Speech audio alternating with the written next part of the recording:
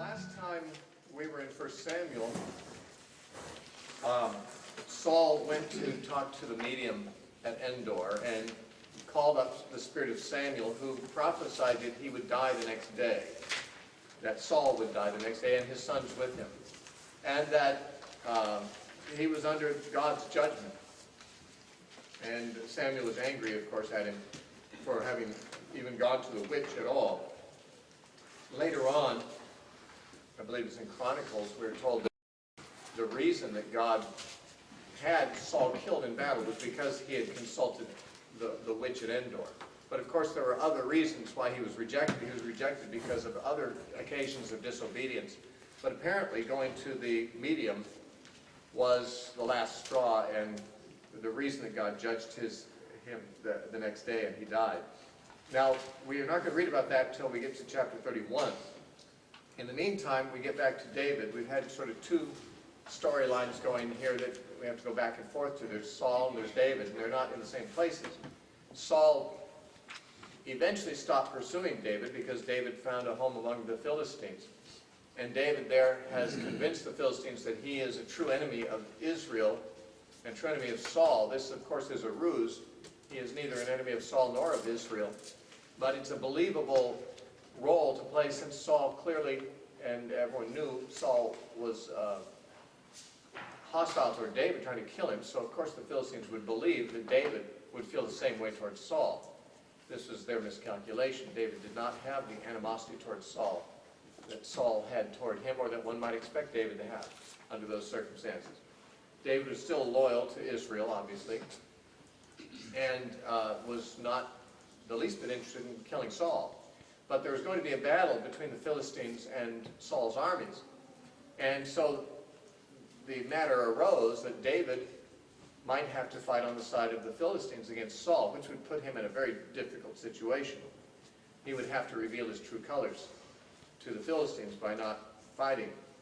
But he does keep up the ruse until God actually sovereignly works things out that he doesn't have to go.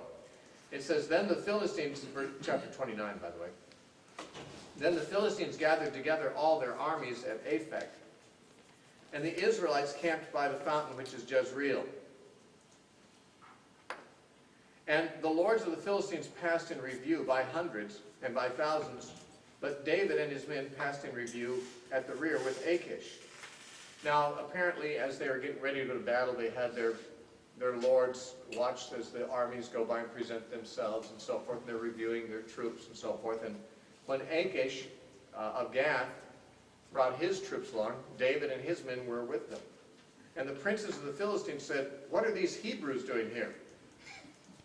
And Achish said to the princes of the Philistines, is this not David, the servant of Saul, king of Israel, who has been with me these days or these years? And to this day I have found no fault in him, since he defected to me. But the princes of the Philistines were angry with him. So the princes of the Philistines said to him, make this fellow return, that he may go back to the place which you have appointed for him. And do not let him go down with us to battle, lest in the battle he become our adversary. For with what could he reconcile himself to his master, if not with the heads of these men? So the Philistines felt like David might wish to turn on them in battle in order to reconcile himself with Saul. That if David, killed the Philistines on the battlefield, that he might be reconciled with Saul. Well, David was not really seeking to be reconciled with Saul, but he wasn't seeking to fight him either.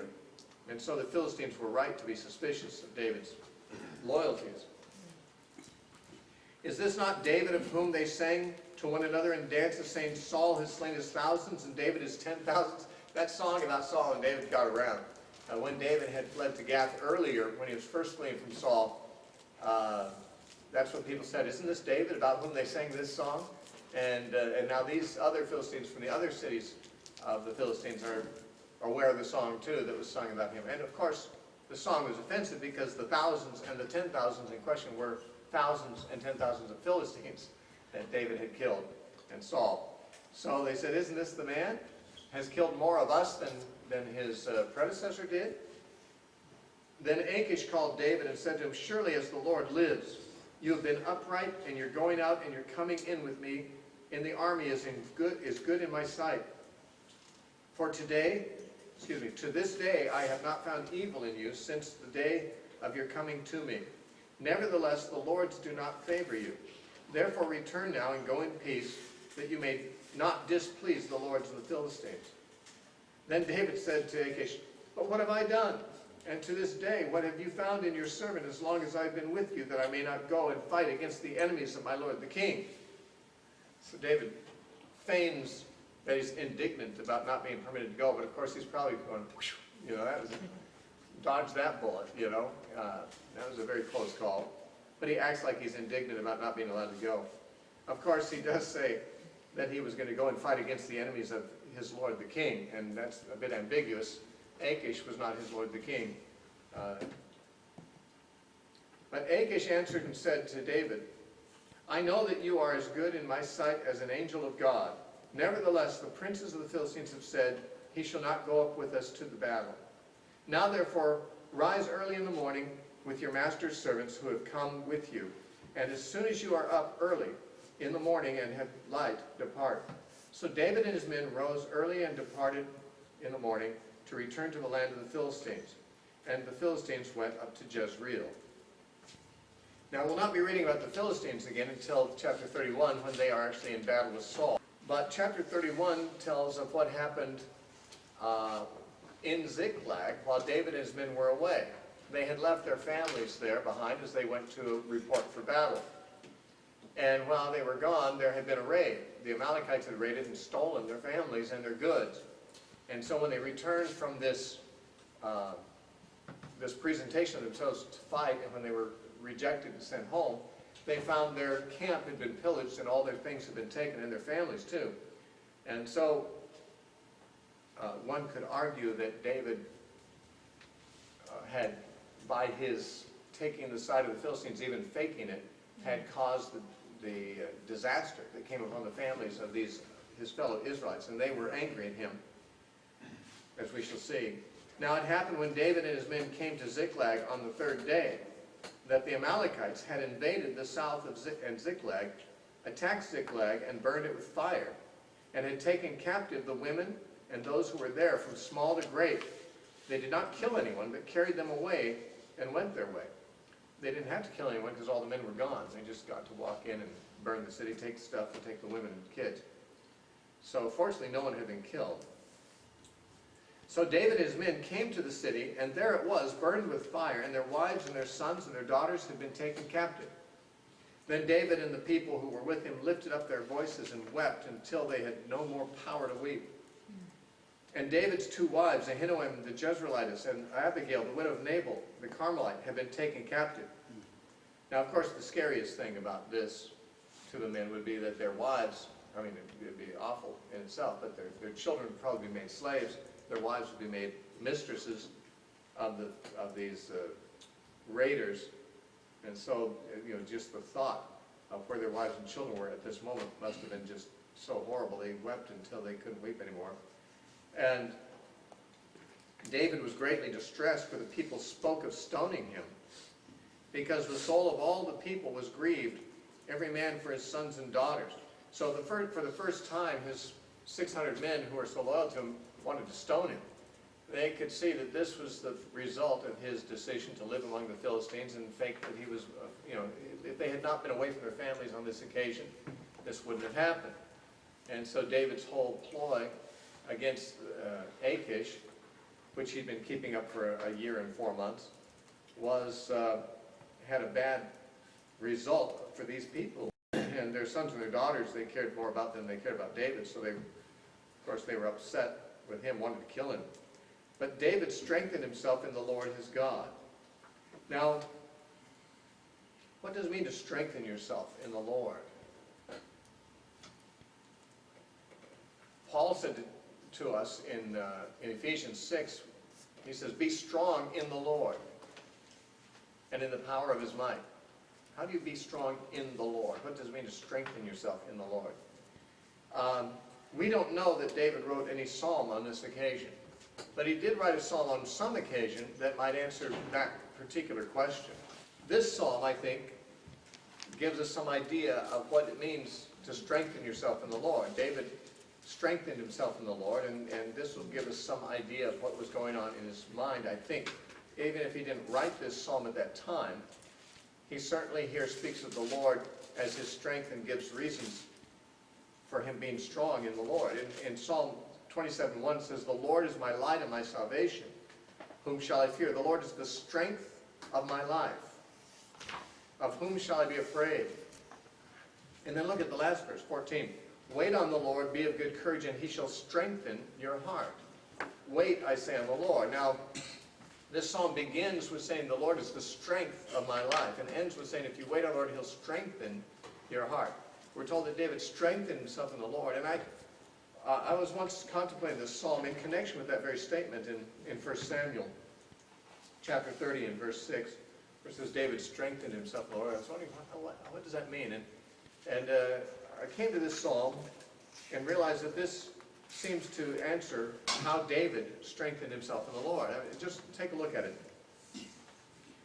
In the beginning he says, "The Lord is my light and my salvation, whom shall I fear? The Lord is the strength of my life, of whom shall I be afraid? When the wicked came against me to eat up my flesh, my enemies and my foes, they stumbled and fell. Though an army should encamp against me, my heart shall not fear. Though war should rise against me, in this I will be confident." Now, here he's talking about his faith in God in the midst of, or his confidence in God. Faith and confidence are really the same. His confidence in God, he said, I'll be confident even if an enemy army comes against me. Why? Because I've seen God deliver me before. The wicked came up against me before, and they stumbled and they fell. So, in other words, verse 2, he talks about historic experience of God delivering him. And so he, in verse 3, expresses his confidence that God will deliver him in the future. Now, confidence in God is obviously a major factor of his strengthening himself in the Lord. He had reason to have confidence in God because God had shown himself faithful before. David expressed the same thing when he went before Goliath. He had never faced a giant before, but he faced a lion and a bear. And he said, "The Lord who delivered the lion and the bear into my hand will deliver the Philistine into my hand." He had seen God's faithfulness, he had seen God's ability before, and he believed he was serving that same God now. So he could be confident in the face of new challenges because he did not forget God's faithfulness in previous challenges. And so the confidence he had in the Lord is the first thing. That was the first element of him strengthening himself in the Lord. You might think that'd be the whole thing, but there's more. Because in verse 4 he says, "One thing I've desired of the Lord, that will I seek, that I may dwell in the house of the Lord all the days of my life, to behold the beauty of the Lord, and to inquire in his temple. For in the time of trouble he shall hide me in his pavilion. In the secret place of his tabernacle he shall hide me.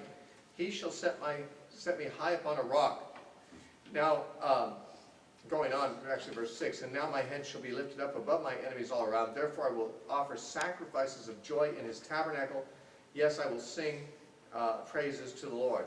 Now, here he's talking, of course, about worship, and he's talking about his fellowship with God, his dwelling in the house of the Lord and meditating on God and beholding there the beauty of the Lord and offering his sacrifices.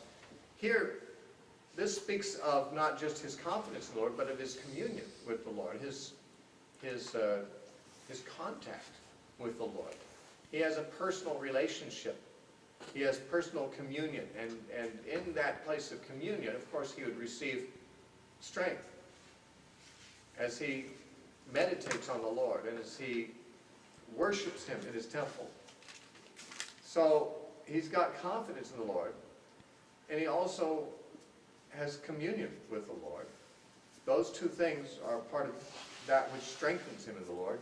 In verse 7 it says, "Hear, O Lord, when I cry with my voice. Have mercy also upon me, and answer me.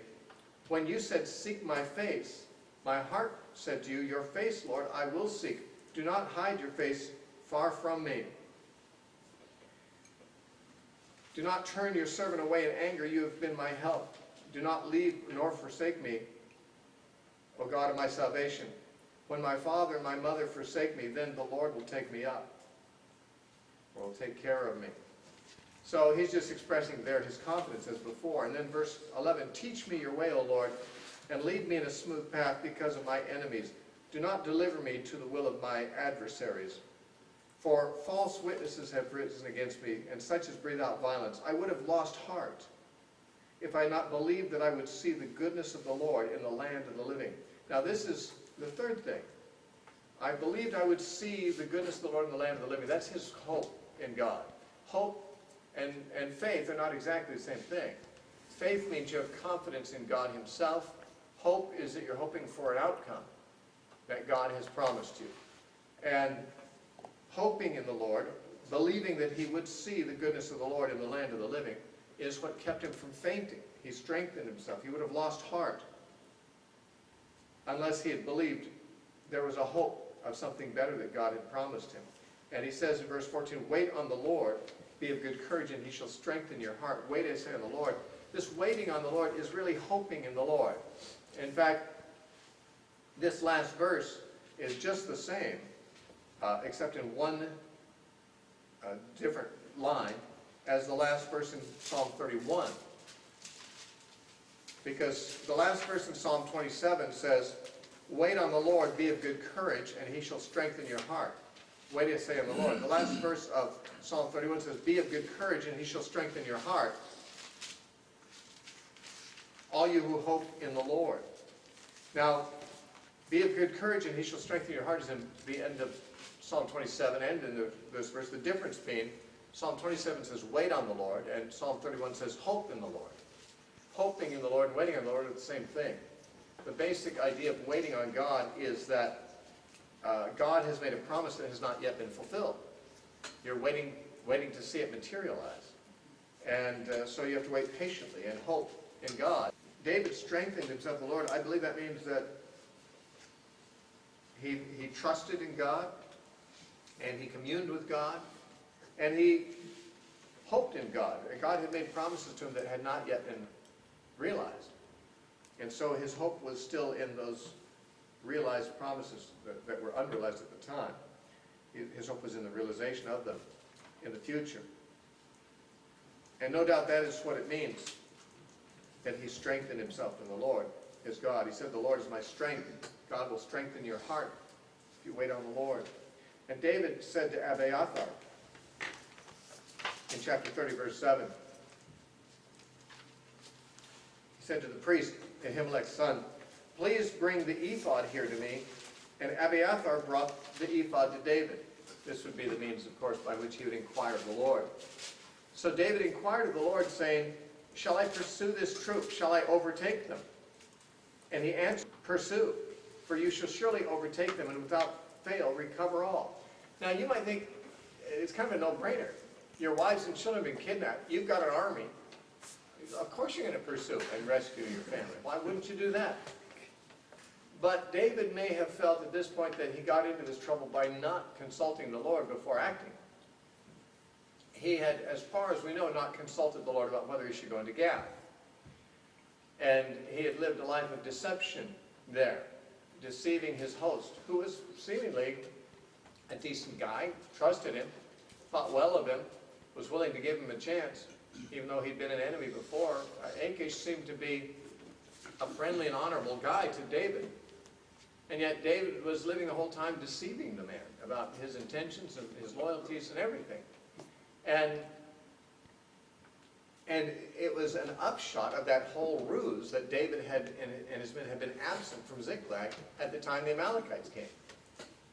And perhaps David's beginning to think, well, you know, I didn't consult the Lord before, and this whole thing came about as a result. Obviously, my impulse is to chase these guys and rescue the family, but I'd better just check with God this time, because I've gotten into trouble. I've got my men into trouble, my family into trouble, by not checking with God about things first. And so he does.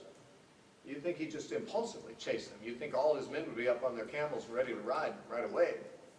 But he first inquires, and the Lord gives him confirmation that if he pursues, he'll recover all of them. So David went, he and the 600 men who were with him, and they came to the brook Bezor, where those stayed who were left behind. But David pursued, he and 400 men, for 200 stayed behind, who were so weary that they could not cross the brook Bezor. I'm not sure why they were so weary. They had been, of course, at the Philistine camp, and then they came back. I don't know whether they marched all night, lost sleep, or what, but not all of them were energetic enough to pursue the Amalekites as the others did. So 200 stayed behind to watch the stuff that they couldn't take with them. And they found an Egyptian in the field and brought him to David, and they gave him bread, and he ate. And they let him drink water. And they gave him a piece of a cake of figs and 2 clusters of raisins. So when he had eaten, his strength came back to him, for he had eaten no bread or drunk any water for 3 days and 3 nights. Then David said to him, "To whom do you belong, and where are you from?" And he said, "I am a young man from Egypt, servant of an Amalekite. And my master left me behind 3 days ago because I fell sick." Now, apparently, this man had been abandoned to die out in the desert without food or water by his master. He was a slave, a servant who had been probably taken captive from an Amalekite raid into his territory. And so he was left behind as a piece of property worth nothing, an Egyptian slave. But fasting for 3 days apparently was good for him. His sickness apparently had passed, and he recovered. He hadn't eaten or drunk for 3 days, and that can often clean you out if you got bad stuff in your system, and sometimes it can heal you. But now that he had recovered and they fed him, he was able to serve as a guide to them, as it turns out. He tells them, "We made an invasion of the southern area of the Cherethites in the territory which belonged to Judah, and of the southern area of Caleb, and we burned Ziklag with fire." Then David said to him, "Can you take me down to this troop?" And he said, "Swear to me by my God, by God, that you will neither kill me nor deliver me into the hands of my master, and I will take you down to this troop." See, the man was a free man now. He'd been a slave, probably captured in a raid on Egypt at one time, so he'd been taken into captivity as a slave, but being sick had proven to be his freedom. His master discarded him, and now that he's recovered, he's a free man. He doesn't want to go down there and be turned over to his master again. And so David agreed with him, apparently. And when he had brought him down, there they were, spread all over the land, eating and drinking and dancing, because of all the great spoil which they had taken from the land of the Philistines and from the land of Judah. And David attacked them from twilight until the evening of the next day. So, wow, he fought at night, and then all day, and then to the next evening. Not a man of them escaped, except 400 young men who rode on camels and fled. So David recovered all that the Amalekites had carried away. David rescued his 2 wives, and nothing of theirs was lacking, either small or great, sons or daughters, spoil or anything which had been taken from them. David recovered all. Then David took all the flocks and herds which they had driven before those other livestock, and said, "This is David's spoil." Now David came to the 200 men who had been so weary that they could not follow. David, whom they also made to stay at the brook Bezor. So they went out to meet David, to meet the people who were with him. And when David came near the people, he greeted them. Then all the wicked and worthless men of those who went with David, so there are some people on David's side who are so described, not all of them were great fighters maybe, but some of them were bad men of low character. All the wicked and worthless men of those who went with David answered and said, "Because they did not go with us, we will not give them any of the spoil that we have recovered, except for every man's wife and children, that they may lead them away and depart." So the guys who actually fought this battle, who probably were weary also when they reached that brook, had resentment toward the 200 guys who felt like they were too tired to go on. And David at the time had just allowed them to stay and go on because they were in a hurry to get where they were going. And now he had to deal with this contention that arose because the ones who fought the battle felt like the guys who stayed behind shouldn't, they wimped out, and they don't get any of the spoils. In fact, they shouldn't even stay with us anymore. They were so angry at him, let them go. Let them depart from us. But David said, "My brethren, you shall not do so with what the Lord has given us. Who has preserved us and delivered us into our hand the troop that came against us? For who will heed you in this matter? But as his part is who goes down to the battle, so shall his part be who stays by the supplies. They shall share alike. And so it was from that day forward, he made a statute and an ordinance for Israel to this day.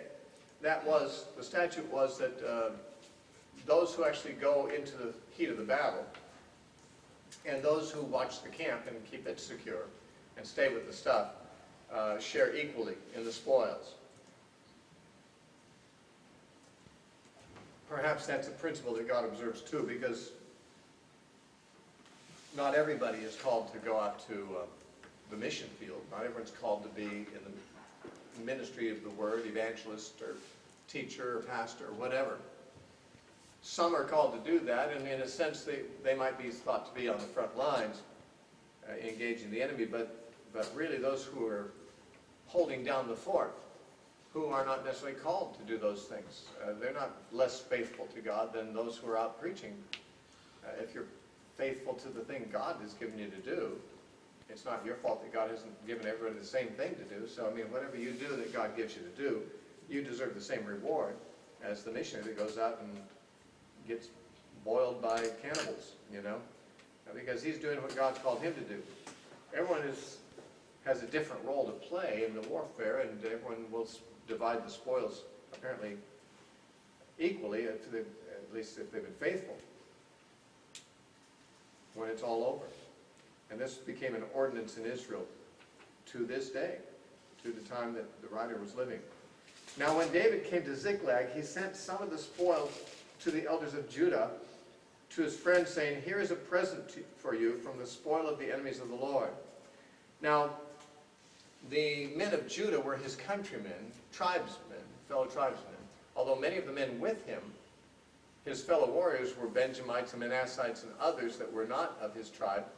He was trying to make peace, especially with his own tribe, who had been, up to this point, fighting along with Saul. I mean, Israel and Judah were one nation under Saul, and so the people of Judah had been David's enemies too, technically, as long as Saul was reigning over them. But Saul was soon going to be dead. I don't know if David realized this or not, but he was starting to sort of build bridges between himself and his countrymen. Easier to do with the people of his own tribe than with people of a different tribe, because there were such tribal rivalries typically among the Israelites. But after Saul died, the men of Judah were the first to come and ask him to be their king. So he actually reigned over Judah for some years before the rest of Israel actually invited David to rule over them. And so he's starting to build those bridges now, taking some of the spoil that he got from the Amalekites and sending them to the leaders of the tribe of Judah to sort of make a peace with them. He sent to those who were in Bethel, those who were in Ramoth of the south, and those who were in Jatir, those who were in Aurora, and those who were in Sithmoth, those who were in Eshtemoa, those who were in Rekal, those who were in the cities of the Jerahmeelites, those who were in the cities of the Kenites, those who were in Hormah, those who were in Korashan, and those who were in Athak. These are cities we never read of again. I'm not accustomed to speaking them and reading them correctly. Those who were in Hebron, and to all those places where David himself and his men were accustomed to rove. So apparently, when David had been in the country before he was among the Philistines, and when he was running from Saul, he was mostly in the region of Judah, and so he's kind of sending them a reward, a thank you for having let him be in their area when Saul was pursuing. Although some of them probably were not loyal to him, but and if they weren't allowed to say so. Now, this last chapter is very short, and it is the chapter where we see the end of Saul and his sons. And it's especially tragic because Jonathan, one of his sons, dies with him, whom we have come to be fond of because he is a valiant and humble and a godly man. But when he could have gone with David, instead he stayed with Saul. And that was the mistake he made, I believe, that ended his life prematurely. If he had gone with David, he would have survived this battle, and he probably would have reigned with David. It would have been an interesting, team. He would have reigned under David. He said he would be second to David, is what he had in mind. But that never happened. So the Philistines fought against Israel, and the men of Israel fled from before the Philistines and fell slain on Mount Gilboa. That's the battle summarized. They had a fight, and the Israelites fell. They fled and fell, slain. So the Philistines beat them. Then the Philistines followed hard after Saul and his sons.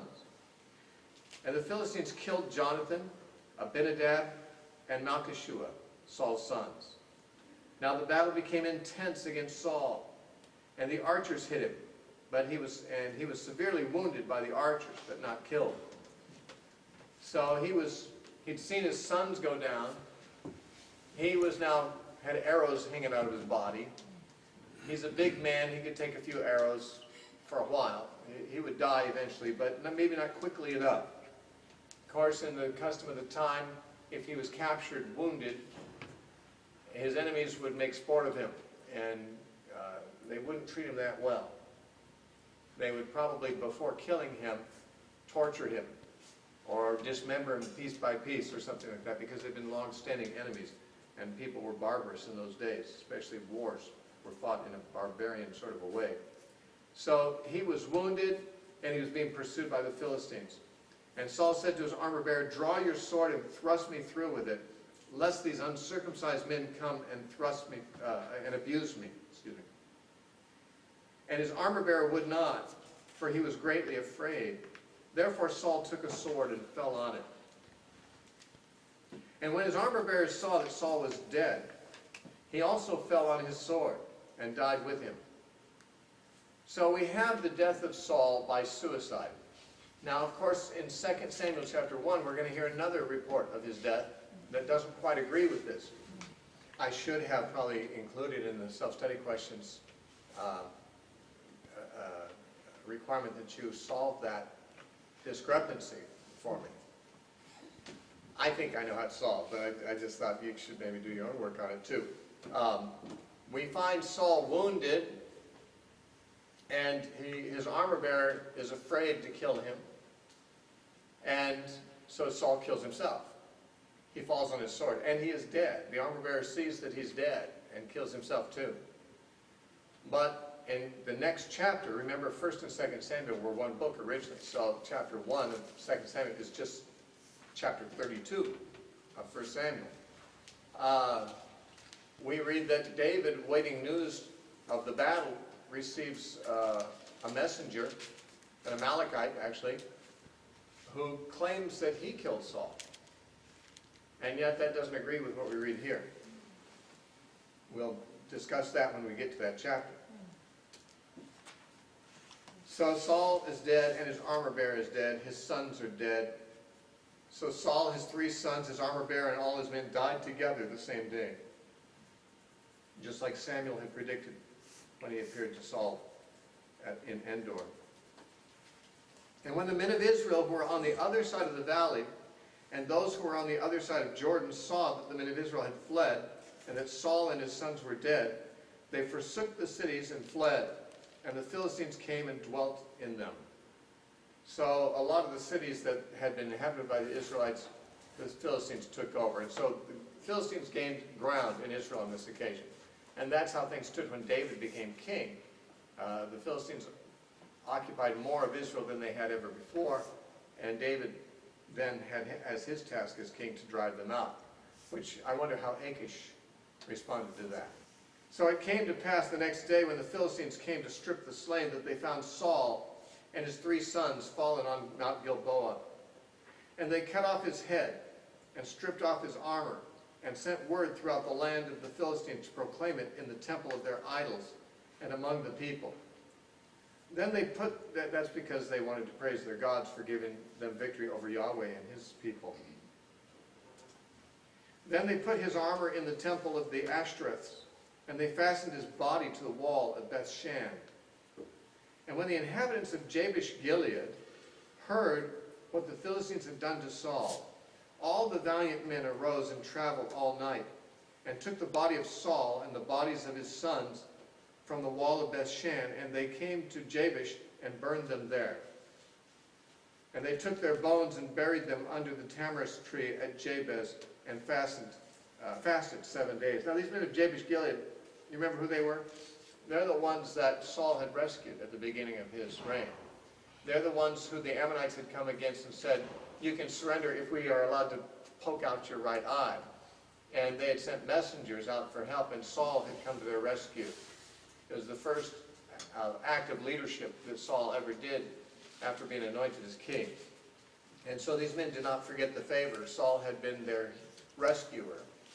And so when his body was displayed in this undignified manner, they rescued the body. It says the valiant men traveled all night to come down there and get it. So they took a risk. Jabesh Gilead was across the river. It was not threatened by the Philistines like Gibeah was.